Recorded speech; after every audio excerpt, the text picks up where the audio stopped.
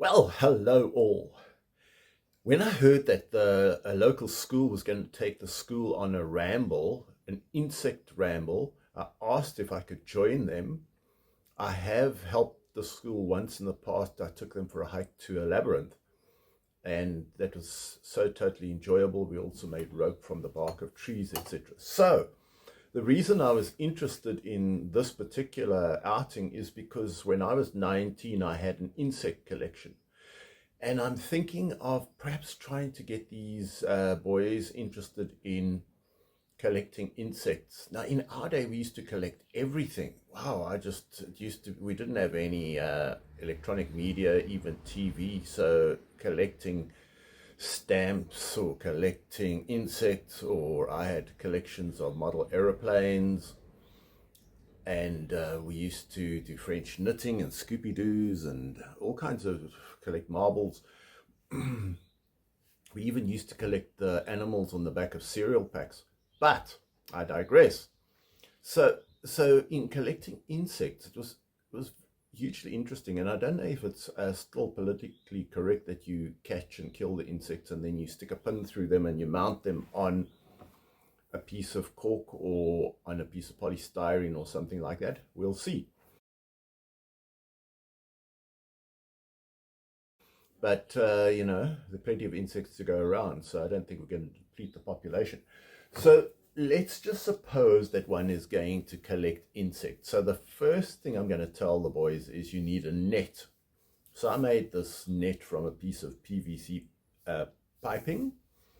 Then you can buy from a textile factory this gauze mesh. I've got green as well. Here's the green, like mosquito netting. And then I just glued it onto here, and I may have sewn this closed. The main thing is you're going to sweep the grass or go in the air, and you're going to try and go after butterflies and things. Then once the butterfly is in the net, you need the net long enough that you can close it like this. So the butterfly will be trapped in there. And this closes it off.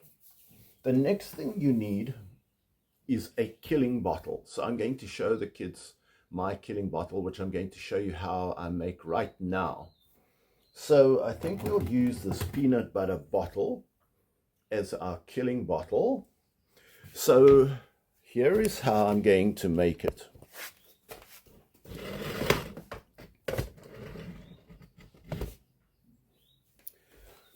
I've got a glass of water, and this is the gypsum powder that they use to put on ceilings. What is it called? Creatstone.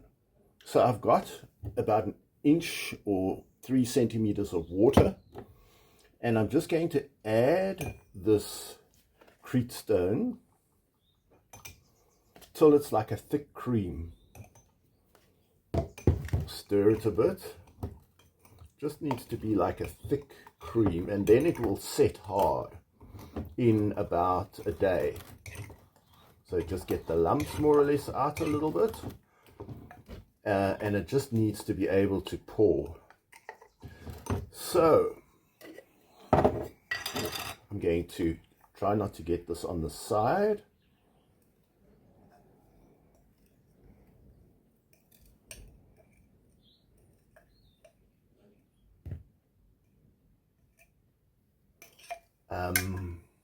I think we could do with double that. Let me get a bit more water.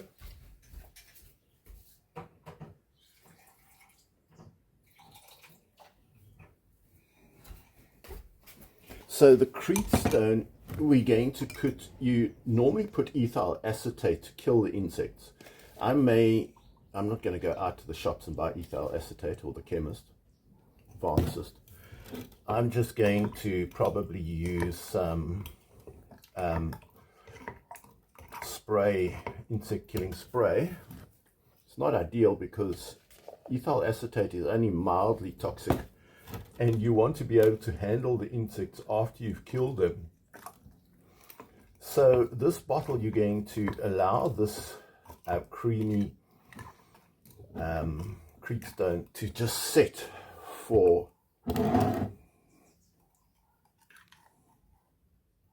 Like, I'm going to let this set overnight. The meeting is tomorrow.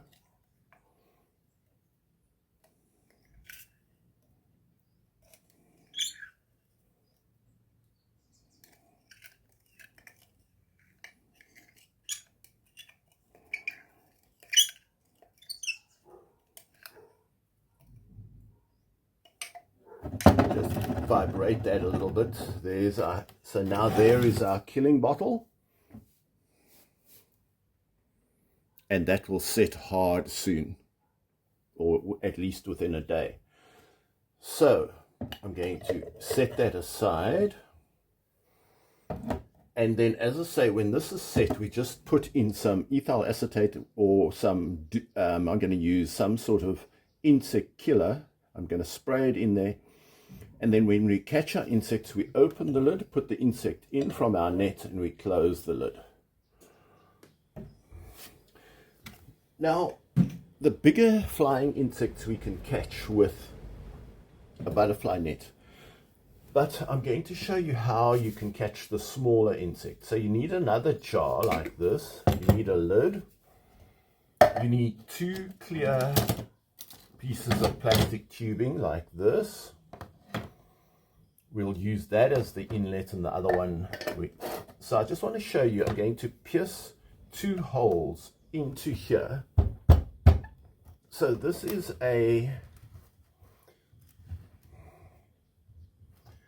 my throwing knife, and I just want to see if it can create, if we're able to get a kind of a rounded shape.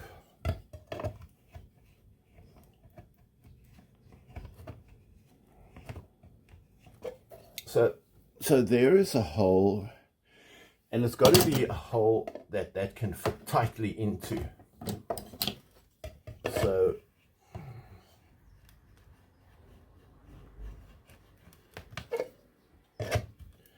there is our one hole, and I'm going to put another hole on this side.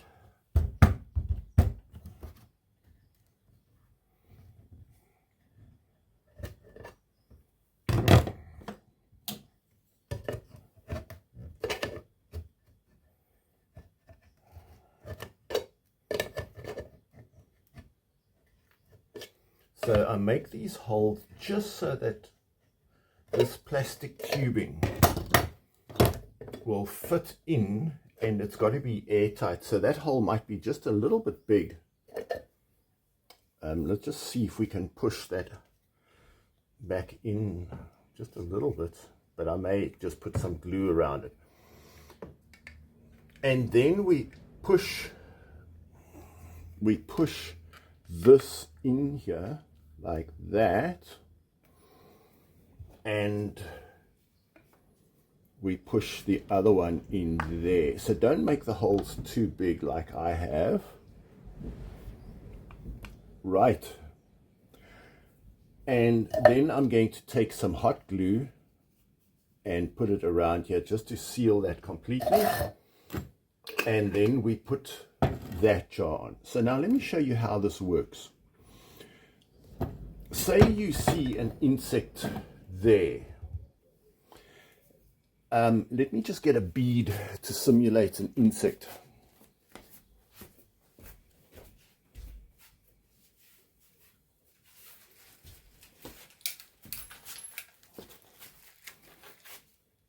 So let's suppose that's an insect.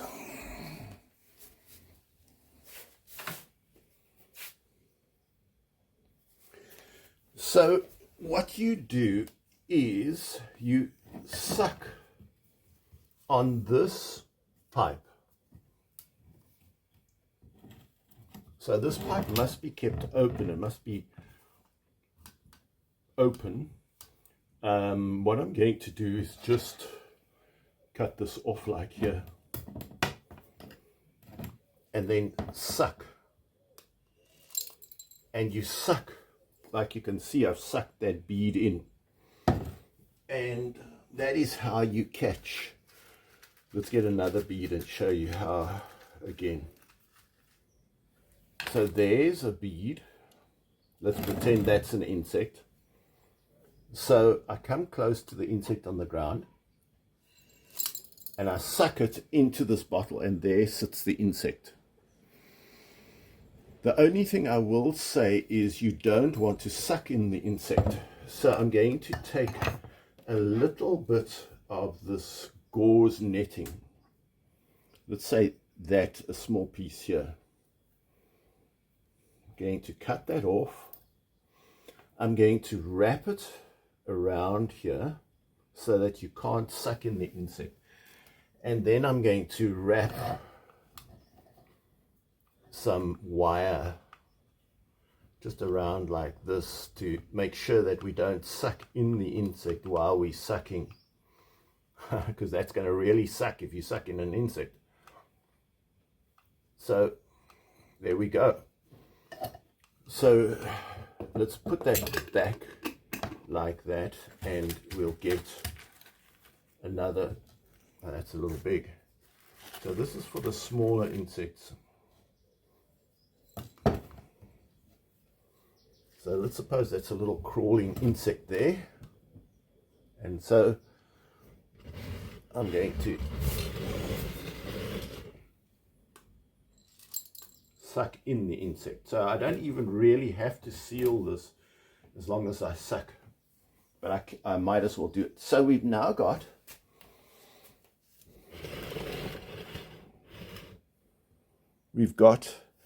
our net, our killing jar with insecticide. That's ethyl acetate is what I would normally use. We have our bottle for sucking the smaller insects, and all we need now is to catch some insects, and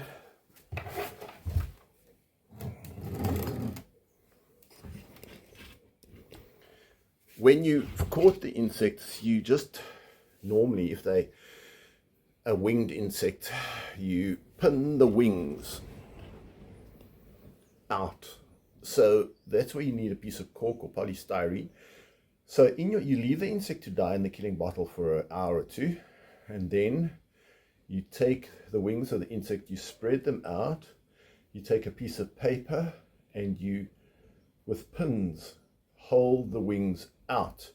And then when the wings have been held out and held in place with a piece of paper or something that has got pins through it, you need a whole lot of pins, a pin through the body of the insect to hold it steady.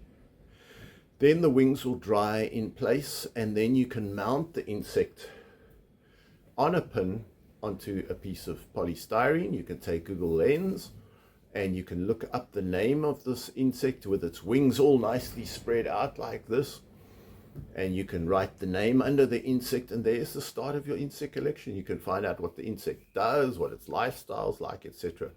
So how wonderful is that whole new hobby that you can have? Now, just to mention a few things, I was talking to my sister the other day. We were reminiscing, which is what older people do.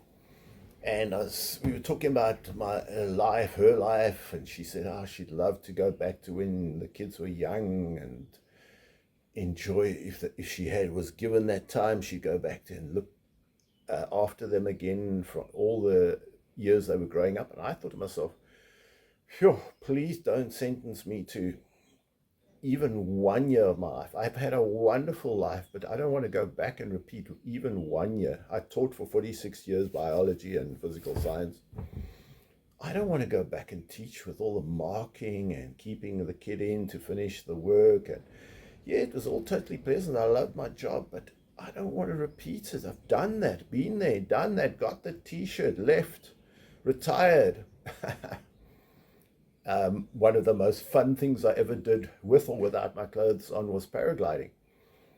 So, I used to live to have the wind in the right direction, go to the mountain, spread out my paraglider, wait for the breeze to blow, pull it up, fly. There was I could remember those flights for years afterwards as if I was there. I could just recall it. I had a perfect memory. And in fact, still many of the flights I can still remember almost perfectly. And my memory is never like that. There's nothing in this life that I can remember with such accuracy. Nothing. So obviously it made a huge impression on me, but do I want those years back? No. They were enjoyable. They served their purpose. They had their season. I remember when I was dating my wife. Oh, so madly in love, traveling to visit her every evening. But then if I had to have that year over, I was 21 at the time, and I was completing my higher education diploma. I had a Bachelor of Science degree already by then. I was 21. I was madly in love, getting married. And would I want to repeat that? No. No, please, no. Don't sentence me to life. Rather, give me the lethal injection than make me relive my life. And, I've got nothing to complain about. I've had a marvelous life. I've had good parents, lovely people that I interact with. Even to this day, I'm surrounded by people I love and people who I love to spend time with. I love chatting to my son an hour a day. It's probably the highlight of the day. But life just has to move on. And I find, unlike many people who can keep the same hobby for all their life, I have interests and they vary. And once I've done with paragliding or whatever interest, or with insect collecting, okay, so I might collect a few more insects, sweep the grass and collect them, kill them, mount them. But I've done that. It's like repeating something. It's like Groundhog Day. Who wants that? Who would want to just repeat the day? I mean, you look at a cat. It lies every day, just lies around, eats its food, lies around some more, goes, patrols its territory, maybe gets into a little bit of an argument with another cat. That's its day. It just looks so futile. And human life is not much different. So at the moment, I think I'm working on like self-improvement being to really control what I think of. Everybody controls what they think about. There's certain thoughts they don't allow to come into their mind. Like if your baby is crying, it's woken you up at night, and you don't think of killing it. You just think of feeding it.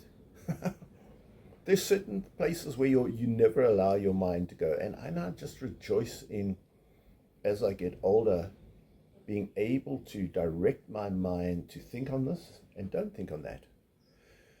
And that is my main project at the moment. It says if your eye offend you, pluck it out.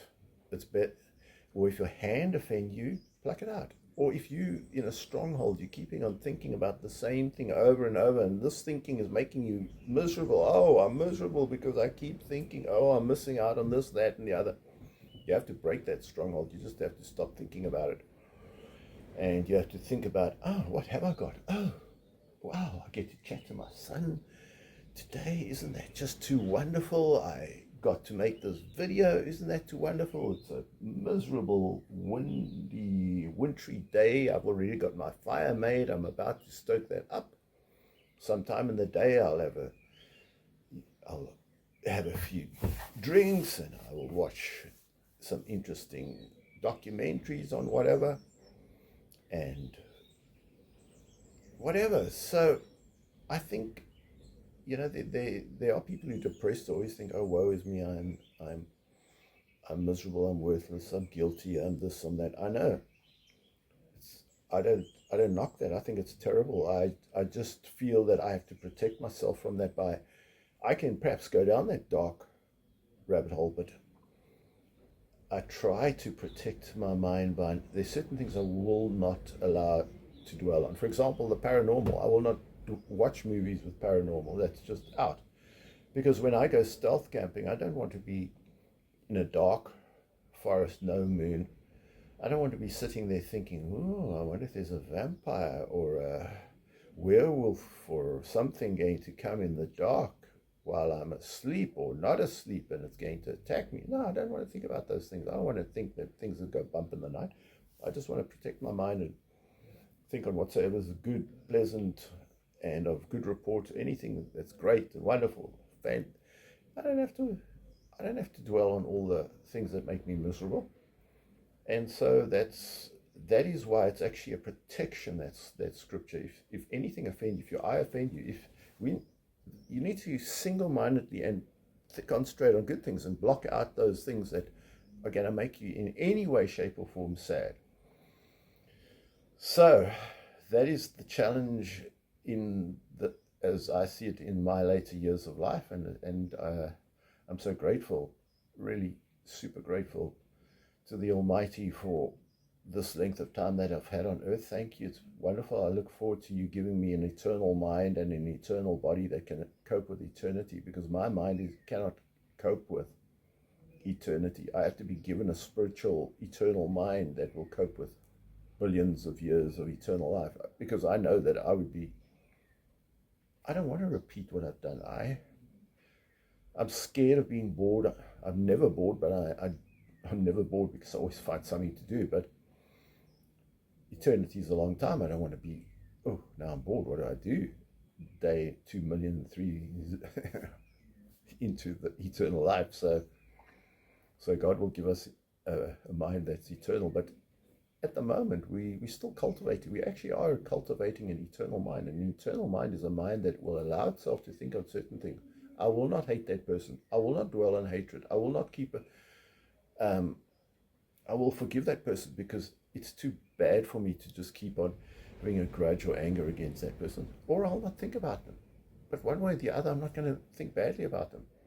We have to protect our minds and develop like that. So that is the challenge. And it's a challenge going forward. And I think it's marvelous is what one does with life. So that's old age for you folks.